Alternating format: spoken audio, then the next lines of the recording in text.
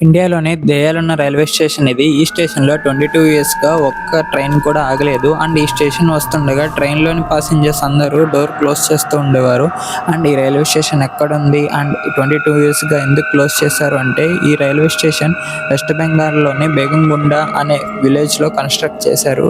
And construct చేసినప్పటి నుంచి paranormal activities అనేది స్టార్ట్ అయ్యాయి. నైట్ టైమ్ ఎవరు వెళ్ళినా నెక్స్ట్ డే అయితే కనిపించేవారు కాదు. అండ్ కొన్ని రోజుల తర్వాత అక్కడున్న ట్రైన్ మాస్టర్ ఒకటి నోటీస్ చేస్తాడు. ట్రైన్ వస్తున్నప్పుడు దెయ్యం ట్రైన్‌తో పాటు పరిగెత్తుతూ ఉండడం.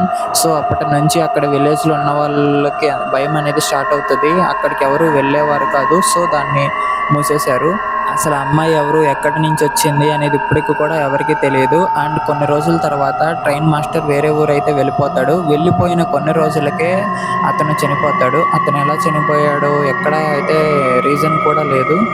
అండ్ ప్రెజెంట్ అయితే ఆ స్టేషన్ అయితే మూసేసుంది. ఇలాంటి వీడియోస్ మరిన్ని కావాలంటే మన ఛానల్‌ని సబ్స్క్రైబ్ చేయండి.